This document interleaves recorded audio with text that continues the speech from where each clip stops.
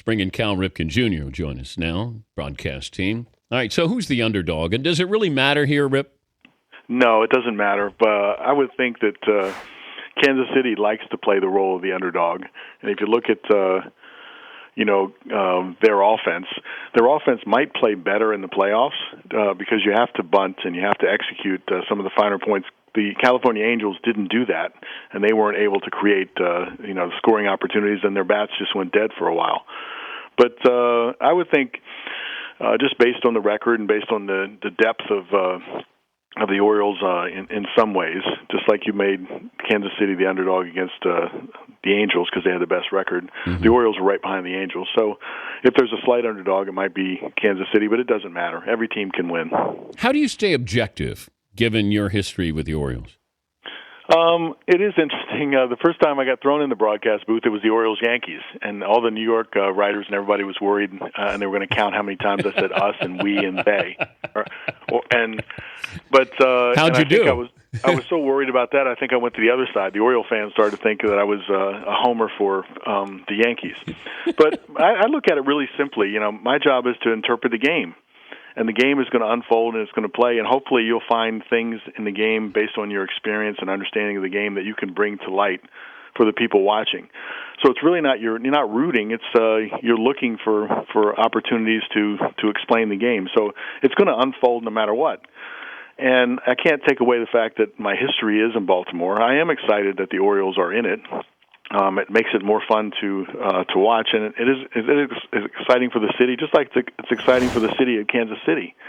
But once I'm up there, my job is just to watch the game really closely and try to look for moments where I can bring some insights in that might make the viewer understand the game or watch the game or enjoy it more. There's no cheering in the broadcast booth. No, and sometimes I've noticed that I do speak in sort of a first person at times when I'm describing something. I did it in Kansas City just to kind of make a point, and so I guess I have to be careful about how I say that. Maybe Kansas City Royals, the Baltimore Orioles, and maybe name Ned Yost and Buck Showalter a little bit more instead of saying, in this situation, we would think of it this way. Or the players are thinking, I have to do this, I have to do that. Maybe I just have to be a little bit more careful, but I don't see it as a problem. He's Cal Ripken Jr. TBS will have Royals-Orioles ALCS starts tomorrow night. We've seen pitchers who are great during the regular season, not great during the postseason, and we've seen the opposite. So explain to me Clayton Kershaw to be that brilliant, that great, and you just can't beat the St. Louis Cardinals. Yeah, I mean, I look at that series almost the way that we went up against Randy Johnson in the '97 first round. We had to beat Randy Johnson twice, which almost seemed like an unbelievable task that you had in front of you, and it just sort of happened. The pressure and the expectations, and for him to be perfect, is there. And I think by and large, if you look at his performance, he was right on the verge of winning both those games, or right close. But mistake here and there, goes a long way in the playoffs. I don't know if I can fully understand it. I am always leery of the players that are playing really, really hot, or they haven't gone through a little mini slump, because the law of averages says, you can't be this great all the way through.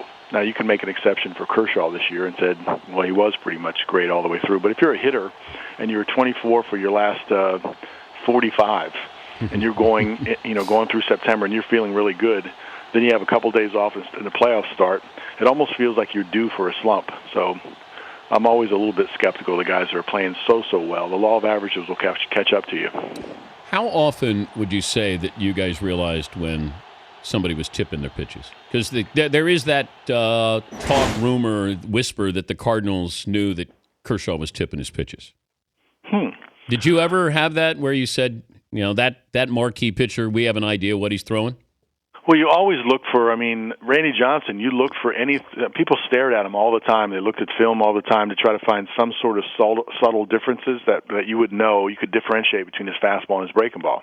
Because it's impossible to hit one or the other when you're looking for the wrong one. So whether he flared his glove, which Randy Johnson did a little bit, pitchers are creatures of habits. And what if do you really mean, look at flared his glove? How? Yeah, like he's in a stretch position, Yeah. or sometimes in the windup when the ball's in his glove, and then when you put your hand in to get the grip on the ball, sometimes the glove will widen. Expand. So Okay. if the glove widens just a little bit, and sometimes it's subtle, it could mean he's getting a grip on his breaking ball. His fastball would be more of a grip that you wouldn't have to really find it or really grip it hard. So those little things people look for all the time. And if they found something, it's a confidence builder. I mean, Roberto Alomar was one of the best I've ever seen at doing that. I mean, he would tell me things that he would see, and I couldn't see it. And so I couldn't utilize the information.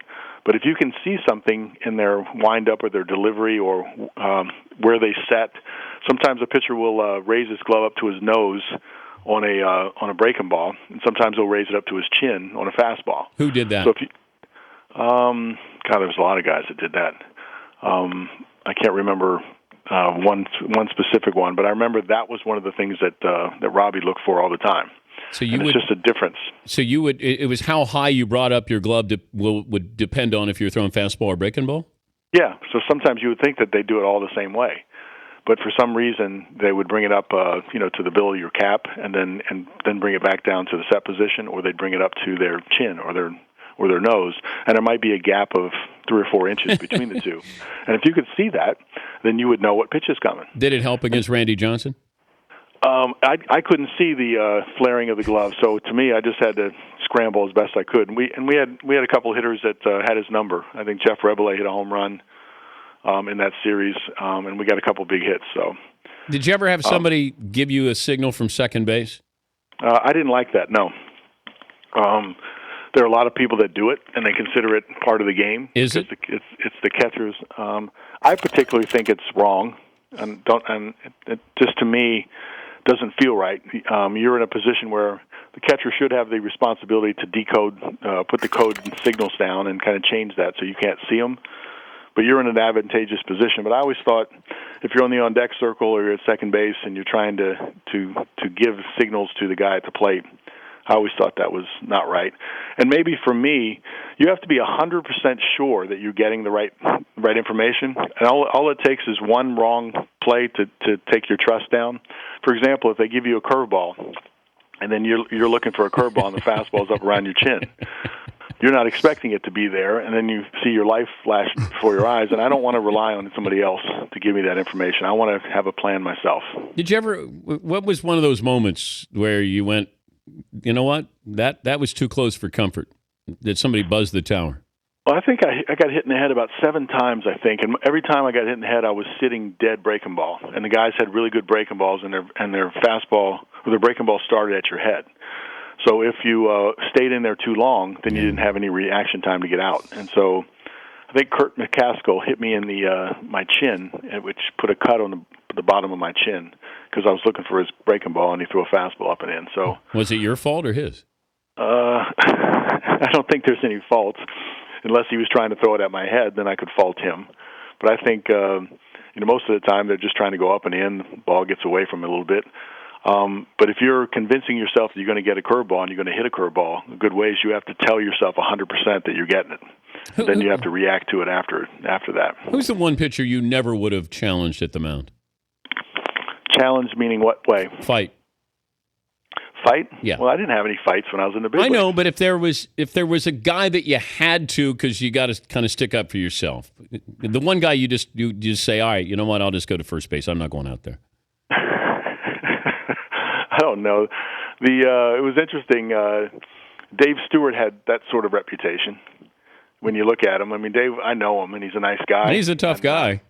But he had a martial arts sort of background. I remember he dropped Corrales, when he came out there. Corrales tried to kick him.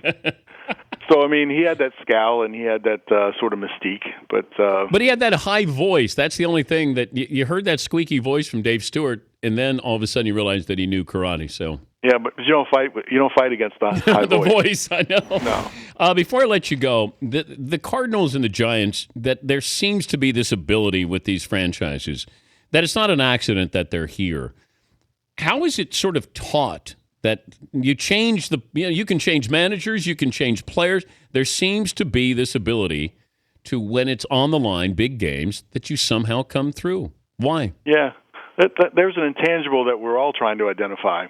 But I would offer this is that they're both good, strong organizations, and it's almost you could put the Yankees in that mix too. You know, when the Yankees had their run, they almost seem to have this comfort of playing in the playoffs. And you got to say, well, where does that comfort come from? And it starts with experience. A core group of guys kind of understand that the adrenaline, the excitement is going to take you to another level. But somehow you bask in that glow of that, and you don't let it get too crazy, and you're still able to perform. So when I look at St. Louis and San Francisco, the rosters are not all the same, and certainly in St. Louis's case, Matheny's not La Russa and vice versa. But it seems like the nucleus of those guys understand what the playoffs are all about. And then when you get into playoffs, then you are able to execute and perform at a little bit higher level. The inexperienced teams that come in, they don't understand how to take the adrenaline and use it, but not let it go too far. And I think the experienced teams, I think St. Louis and San Francisco both get that, and they both kind of go in knowing how to play. And in the end, it's the teams that execute and adjust and do it at crunch time that decides the winners. And if you're able to control, your adrenaline and your emotion that the playoffs will give you and still be able to play, it gives you a better chance to execute. Have fun tomorrow night. Yeah, I will. It's these two teams. Kansas City, I had a chance to follow Kansas City, and if there's one team that just wanted to keep playing, it was Kansas City without all these off days. Yeah. Because they were rolling, and they're fun to watch, and the confidence is really gaining with them. So it's two different styles. You got one team, the Orioles, that hit home runs. You got the other team that makes things happen on the bases. It ought to be fun. Thank you, Cal. You're quite welcome. He's Cal Ripken. He'll be part of the broadcast team on TBS. Orioles Royals starts tomorrow night.